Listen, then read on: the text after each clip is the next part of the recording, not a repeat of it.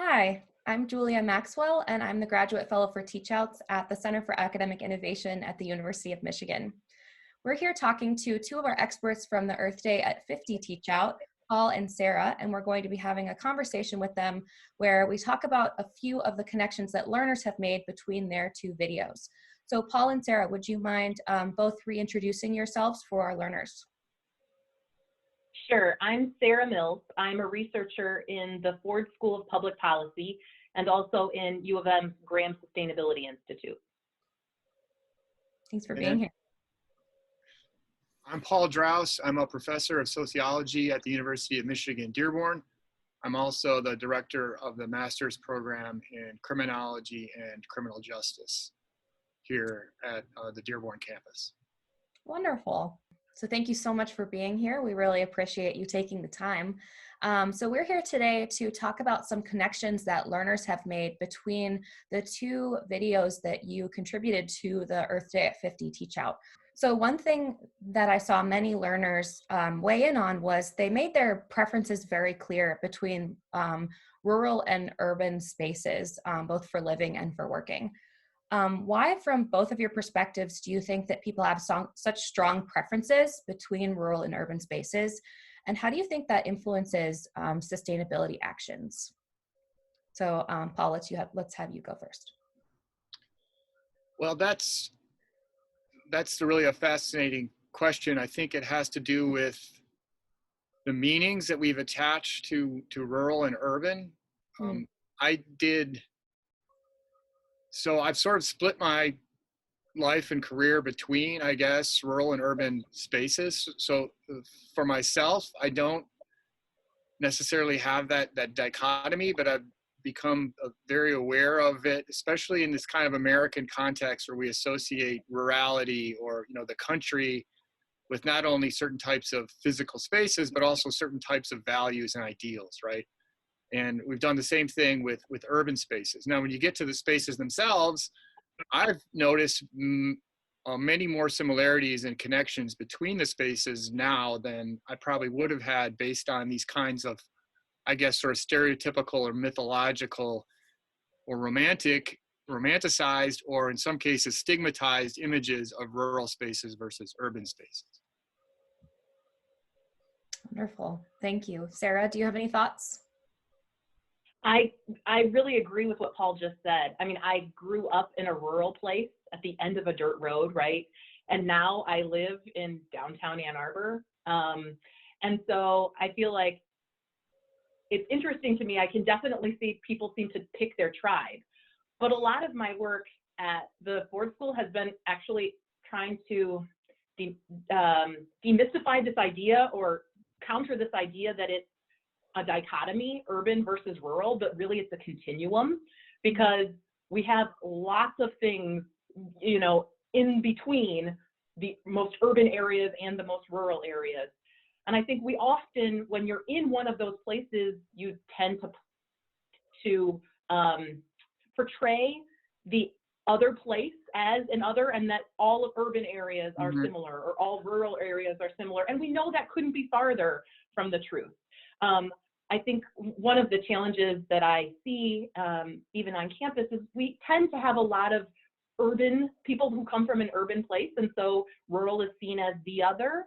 And so kind of breaking that notion that that all of rural America could be painted in one way is really important. And I think the opposite is true too.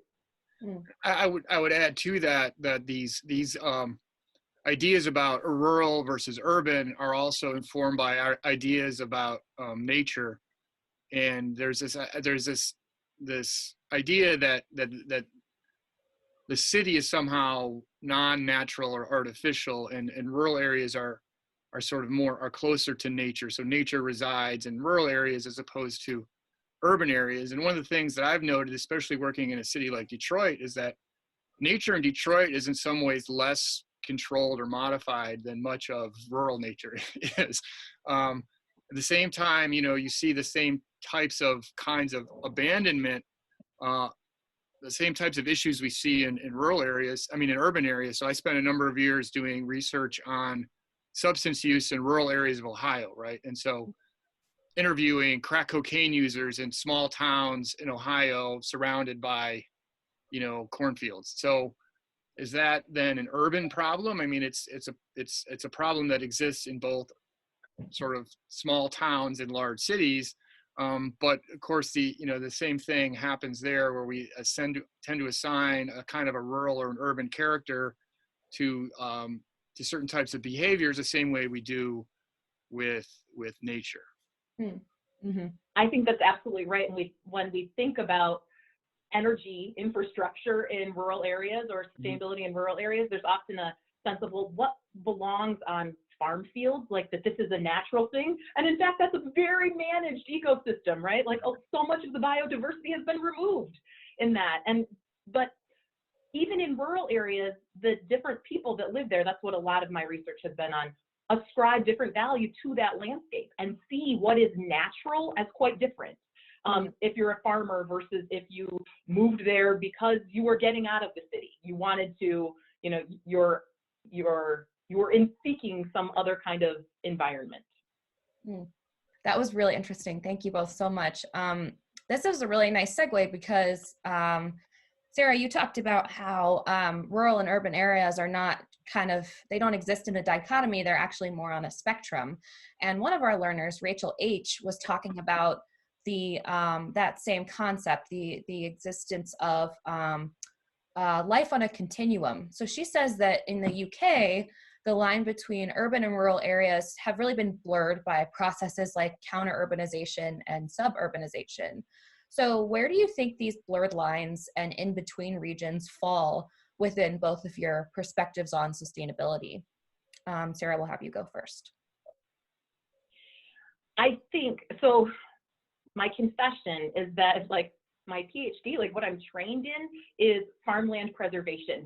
And so from an urban planner's perspective, that there is so much blurring, and that between the rural and the urban into this low density kind of suburban ex-urban landscape is kind of the best of neither worlds. Like there's a lot of challenges within it. And so I feel like it is all of that mushiness in between that so much of our landscape has, but which is not very efficient at getting people to where it is that they work, which you have in walkable kind of urban centers, but also isn't great at providing continuity for ecosystems.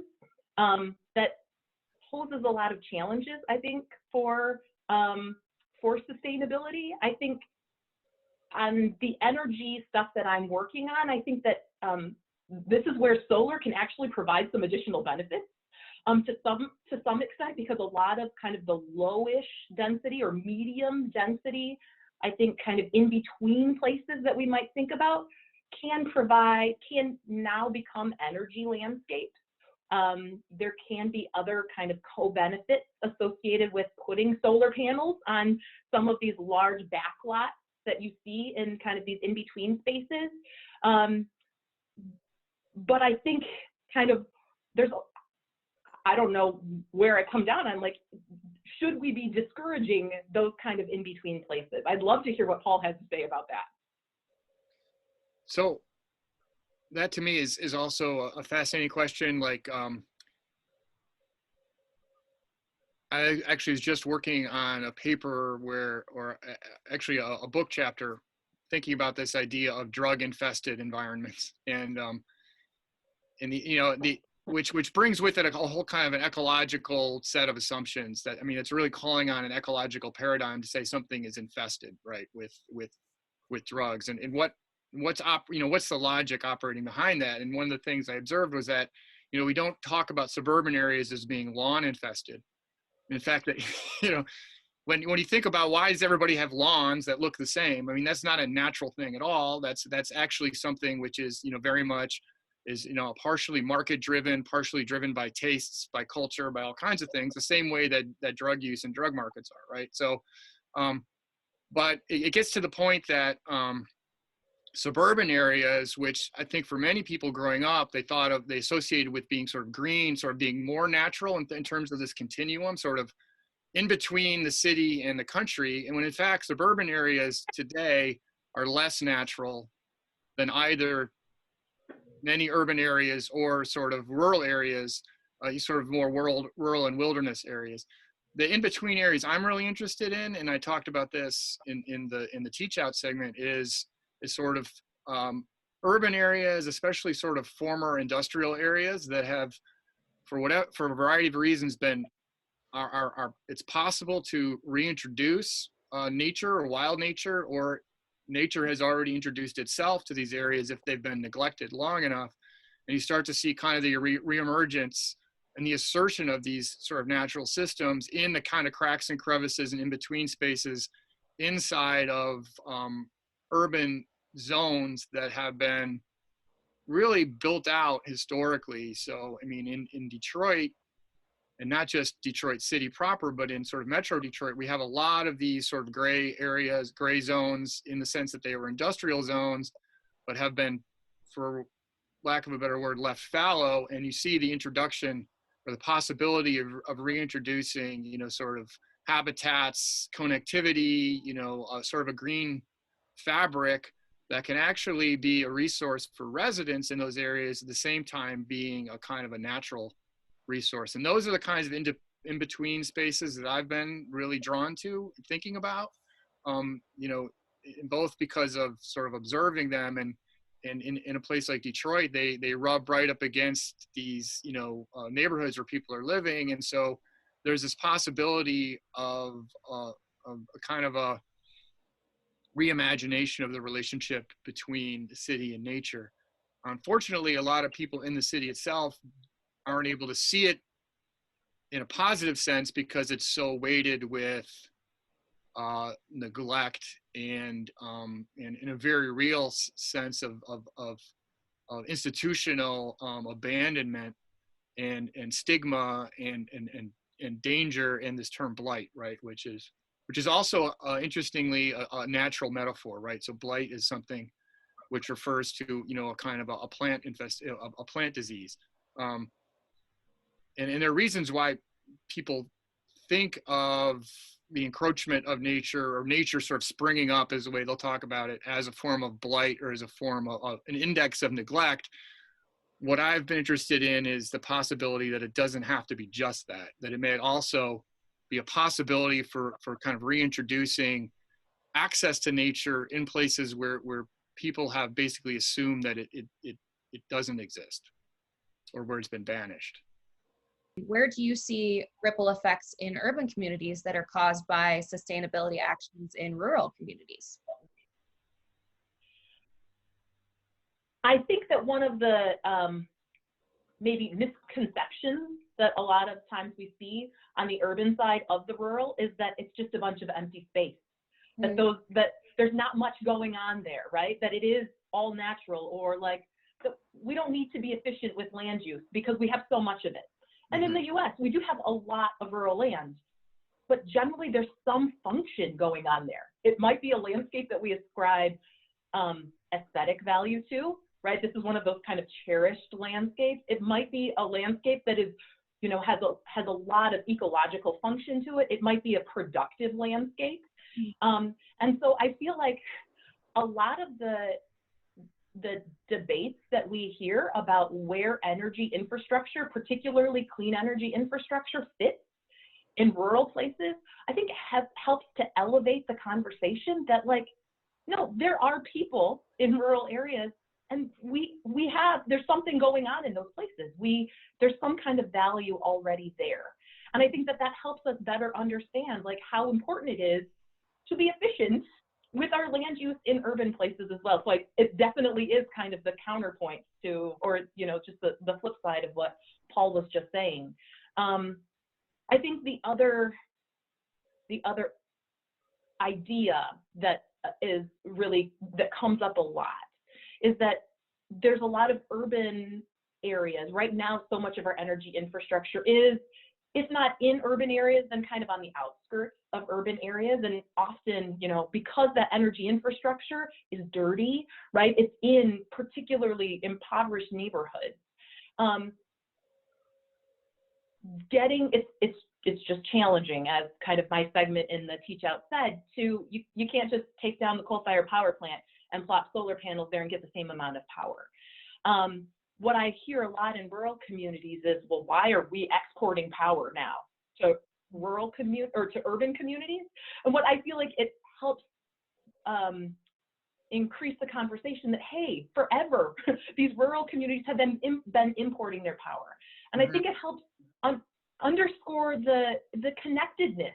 Like our energy infrastructure, right, is all one system. It doesn't have boundaries. It doesn't obey these urban rural boundaries. Like it is all connected, just like so many of our other systems. We are really dependent upon each other. And if urban folks, particularly these cities that have passed 100% renewable energy pledges, they may not have enough rooftops in their city boundaries to be able to meet that.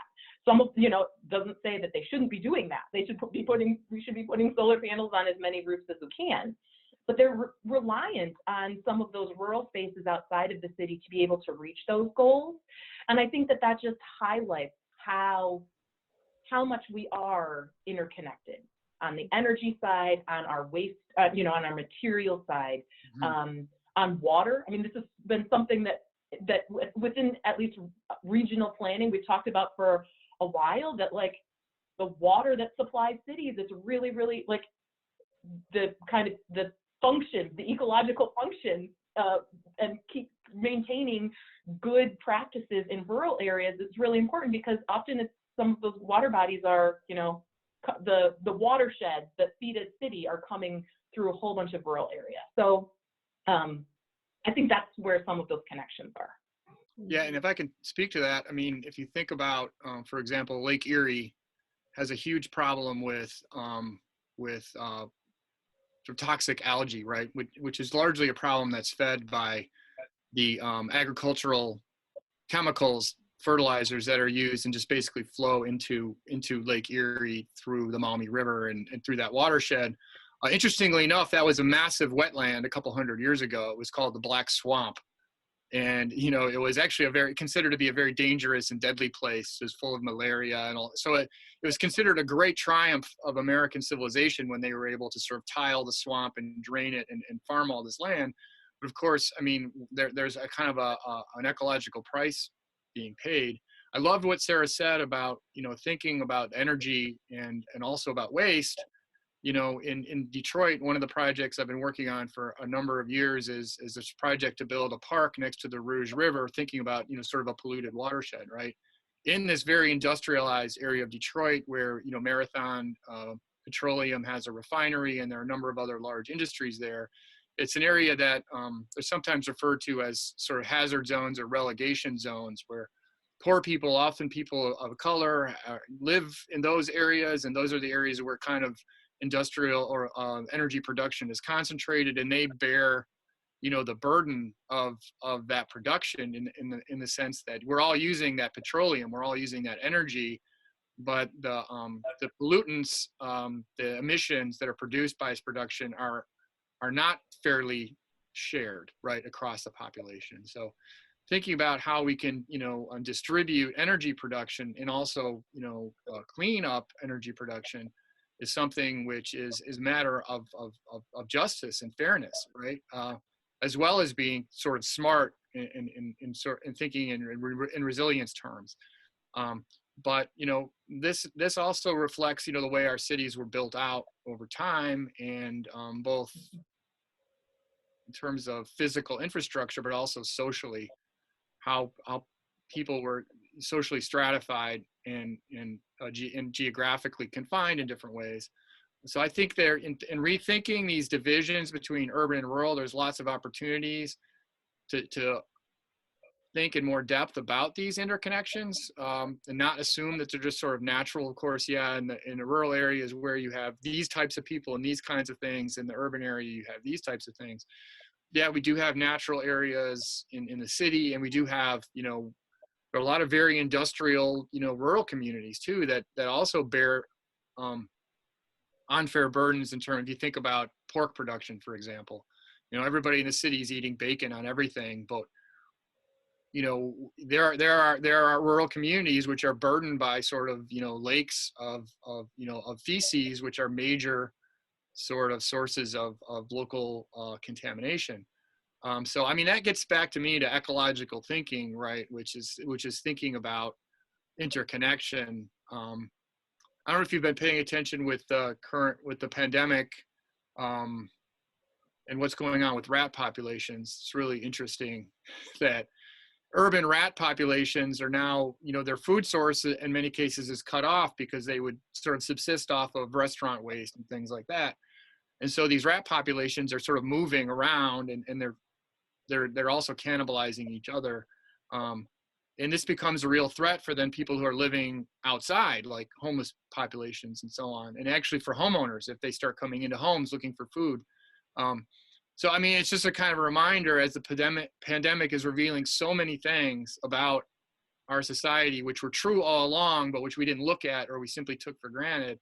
It's revealing, this profound interconnection between all these systems, human and natural, and sort of environments and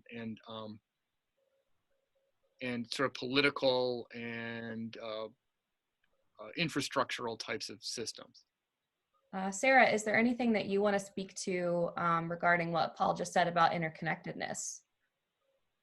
Well, I think this is something that I touched on a little bit in my teach out, but this idea that I think an energy transition, moving towards greater sustainability, is really an opportunity to build the bridges between not only these different aspects of our lives, right? So the resource stream and the energy stream and the water stream and our infrastructure, but really between kind of urban areas and rural areas, and show how we're all interconnected.